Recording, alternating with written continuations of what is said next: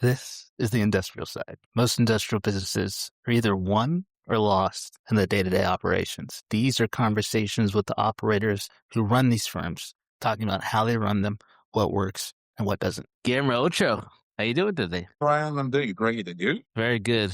Today's been an awesome day. I've been resting most of the day, but I have a lot of questions I've prepared for you, so I hope you're ready. I'm ready. Go for it. All right, so I mean, I want to go into a few things. You've kind of dipped your toe in a bunch of areas. I think I want to start with your time in food distribution. If you could you start out kind of like what you did when you were in the space at Bimbo Bakeries for the first part, and just kind of like who was the end customer you were serving and how? Of course. So I spent 11 years working for Bimbo Bakeries. If you're not familiar with the Bimbo Bakeries, the largest bread manufacturer in the world. They have operations all around the world, North America, South America, Europe, Asia, you name it.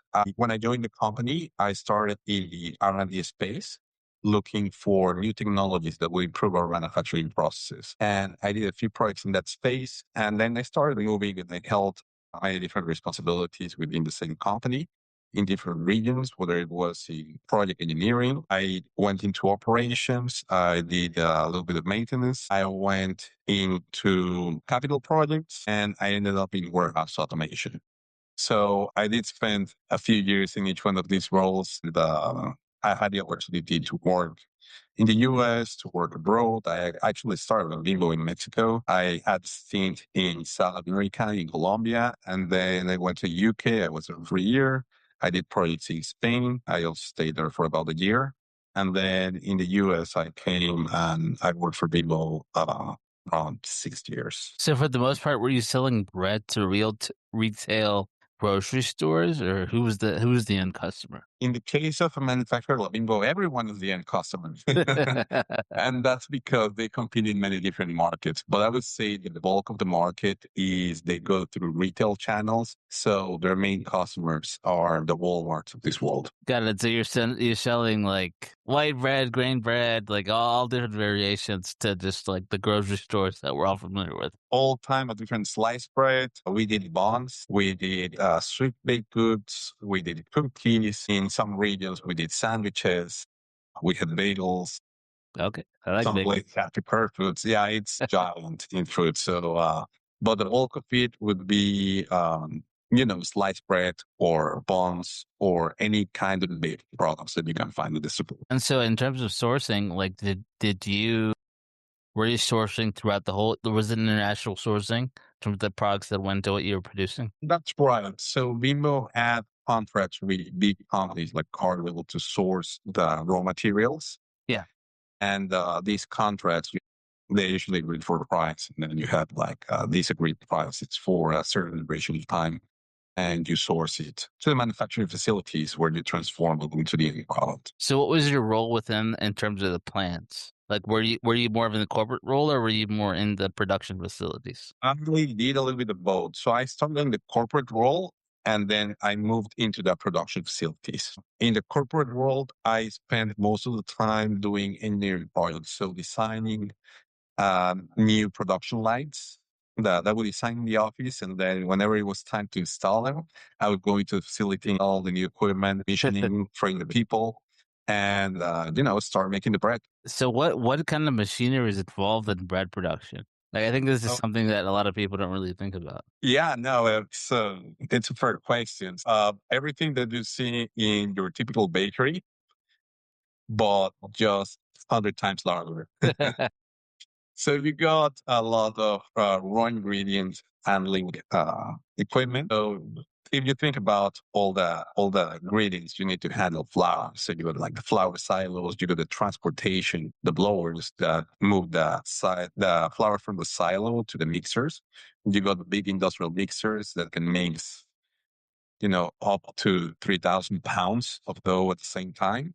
And then in the mixers, you got all the other process equipment that helps manufacture them. So you got dividers that make smaller chunks of bread, and then you got the formers that put the right shape. You got the proof boxes, you got the oven, you got cooler, slicer, bagger, and then automation towards the end where you make sure that all the bread that you just produce, you put it into a nice basket, you stack the baskets, and you kick it out of the bakery with as little people as you can. I would imagine this is extremely competitive because I'm just thinking about myself, my own purchases. Like I'm probably looking for like the brand that I know the best when I look at like a bread counter, whether I'm at Whole Foods or Walmart or whatever. I'm just looking for something that's relevant, like that, something that I'm familiar with, so that I kind of have some idea about the quality I'm getting. What's the like? What's the competition like in your area? Like, how do you feel like you differentiate? Issue is very real. We're talking about a market that is very competitive, has been there forever, and it's a little bit harder to innovate. So you innovate on the products, you innovate on the flavors, you innovate on the sizes, on the presentation, the packaging. But in reality, it's still bread at the end of the day, right? So there are some competitive dynamics there, and there are many ways you can compete. Of course, you compete on quality. You want to give the best quality product to the consumer. And what that means is not only on ingredients, but also during the manufacturing process, you need to make sure that you're producing the best possible bread that you can with the equipment that you have and the people that you have in your manufacturing facility. And you also need to compete on the cost. Because if I sell you a $10 sliced bread loaf, you're not going to buy it.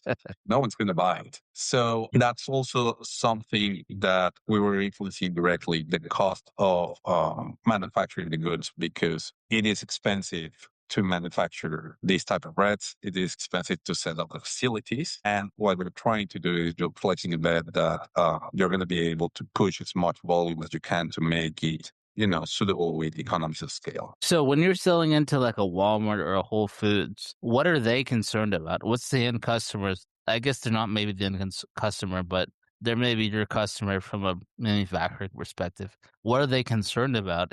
Are they trying to look at a certain price per unit? Are they trying to look at kind of like what the margins will be for them on a purchase from you versus someone else? What's the criteria they're looking at when deciding to put you in their stores? It really depends. So typically, the stores, what they really care about is how fast you can move your product, how fast it's going to sell from the shelves, right? So they want a product that the customer is going to buy and that is really, really interested in buying. And in the specific case of sliced bread, if you think about it, it plays also an additional role where people don't only buy sliced bread. If you're going to buy sliced bread, they're also probably going to buy ham, and you're also probably going to buy mayo. You're also going to probably going to buy another bunch of different goods that if you have the right bread and you're pushing the person to make the purchase, then that's going to help the supermarket make even more money of all those other products. So number one thing that they care is obviously, that you can move the product very quickly. And how you can move the product quickly is creating a product that people really like, that people value, and that is suitable for them. And the other hand is obviously how much money they're going to make of each one of these products that you sell, right? Typically, means are negotiated, so there's usually a standard rate. So you are trying to play with the price point, and supermarkets obviously try to push you down on the price because it's so like the lower the price, the chance that you're going to sell more. But as a manufacturer, you need to protect your margins in order to make sure that you're making enough money in each one of the products that you're making. So how do you control your costs on the manufacturing side? Are you looking like monthly or quarterly at who's providing you the ingredients and trying to compare that across other providers, or is it something a little bit different? You're you're asking about the cost of goods sold, or how do we control the price? Your ingredients costs. Yeah, cost of goods sold, Ingredients. like your Okay. ingredients costs, like, because I mean, that's the thing that would ultimately impact what prices that you're pushing down to the retail operations that you're selling to. Hardly correct. So a big chunk of the price, like I mentioned, is ingredients, Hmm. but there is also, and even more in places like the US or Europe, one very important part of the cost equation is actually labor, because these kind of products are typically labor intensive, and that's where automation plays a very important role. So let me answer first part of the ingredients. Ingredients, when you are a company of the size of Bimbo, then you can afford to have different ingredient suppliers compete against each other and try to extract the best prices from them. Like I briefly mentioned at the beginning of the call, sometimes ingredients that are used for bakery, for the most part, are commodities. So there is a market price for it, and it's a market price. The way that Bimbo tries to go around that type of situations is sometimes they engaged in contracts, in future contracts. So you agree to pay for a certain price for the ingredients for a predetermined period of time. And then if those ingredients are more expensive, then you're saving money. If those ingredients are less expensive, then your supplier is pocketing the money.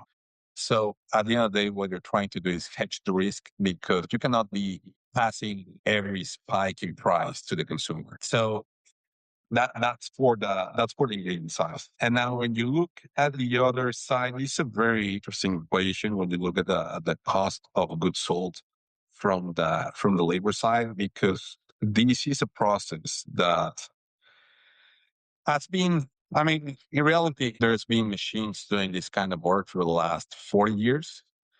But automation keeps being a very strong force in manufacturing industries and especially in the food space. Labor is very expensive and it's going to keep getting more expensive day by day. There is a strong drive, and there has been a strong drive for the last 10, 15 years to try to automate as much as possible within manufacturing facilities of the size of Bimbo. That includes not only the typical stuff that you see, like big industrial machines with automated processes or robotic systems that do automation packaging. You also need to automate the information side of it. So make sure that information is flowing from one part of the process to the next one. And that kind of work is done by control system integrators, which if they do their work correctly, it's super helpful because then it ties up the different parts of the process and you can create a really continuous process that is easier to control. Is that the point we're at with food manufacturing where it's mostly competing on price? No, not real. There are some areas where you compete on price, but there are some other areas where it depends on which end of the market you're trying to compete. There's like every in every market, you got different tiers. If you go to a lower tier, you are going to be competing in price, but those are typically the private labels. So Walmart has a great value. So if you are a brand who's trying to compete with great value, you're going to lose. Right. Yeah, because great value competes in price, and that's it, right? And then you got your staple ones. So the brands who are mainstream and who have invested in marketing over many years, and they are known to most of the customers, and that's where Bimbo usually plays. Yeah. So those are the your big brands. We're talking about Arnold's, Antimans, Sara. Those are the large brands that you already know that their name implies quality.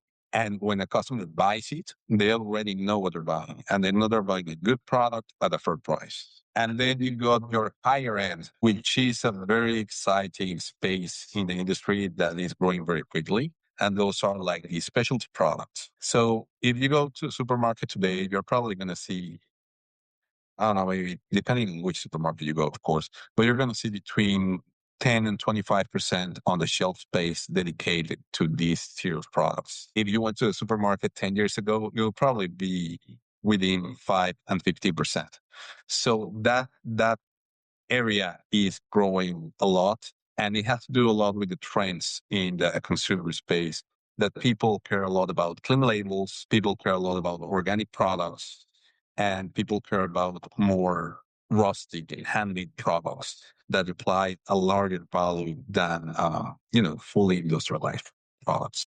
So stronger players are starting to grow in market share in an everyday grocery right now. Actually, you can see a lot of influx from smaller players who are competing in this specialized space. Obviously, the large players of this world also have their products in that space. Bimbo has products in that space, and they are very strong within that space. But because it was a space that wasn't that large a few years ago, and now it's becoming larger, there are many other small companies which are competing here. Got it.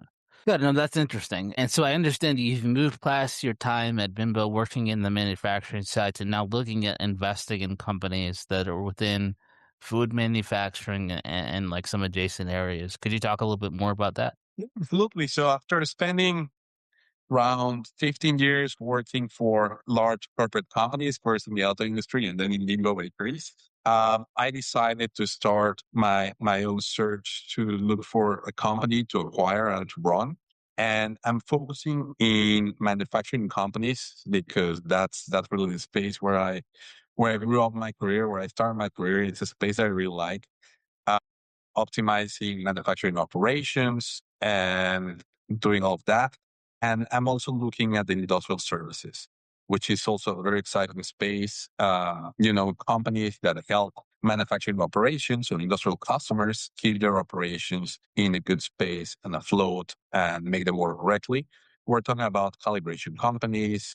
We're talking about control system integrators or outsourced maintenance services. Those are the spaces I'm looking at. So when you invest in a company, what kind of role are you looking to play? My objective is to I'm looking for companies that are looking for new management. So when the current operator, the owner, typically the founder, wants to retire, or step out from the operations and they're looking to exit their company, that's kind of the company that I'm shooting for because my objective is that once I acquire the company, I'll become the CEO of the company and run this company for a long period of time. So you're looking to basically be the succession solution for a company. Maybe the owner's retiring and doesn't have like a son or daughter that wants to get involved. That makes sense. So I guess when you're looking at companies, what actually are you looking for? Because I understand the industries you're interested in, but what makes an individual company stand out versus another? I mean, one of them is obviously size. So there's a certain size of company that I'm looking at are generating uh, EBITDA around 1.5 to $5 million per year. And not on that size, that's kind of the threshold. But one thing that I really care about when I'm looking at companies is how critical their products are. So I'm focusing on the companies who provide a very critical service or a very critical product to their customers. So that cannot be outsourced or it's not a commodity. Got it, got it, got it. So you're looking for something where maybe it's more embedded into the manufacturing process of another company. In terms of size, what size is there a revenue target or a EBITDA target or what's the way you're looking at it? Looking at revenues between 8 million and $30 million, which usually adds up to EBITDA between 1.5 and $5 million. That's kind of the size range I'm looking for. Got it. And what do you do once you acquire? I mean, like I assume a company of that size requires like kind of a significant multiple in terms of like multiple on earnings. So in order for you to make that make sense, what are you looking to do with a company of that size? So obviously, first is learn the operations from the owner. We're talking about companies or the company that I'm targeting are typically complex operations and complex companies that many other buyers might not be interested in simply because they're harder to learn. And given that I have some specialized knowledge, that's why I'm willing to go down this path. And obviously there need to be a transition between the existing owner and myself where I learn how the company runs, what they've done to make it work so far, and how you win in the marketplace in that specific market. And after learning and stabilizing the company after the transition, the objective is to grow the company. Um, in both ways. One is organic and another one inorganic.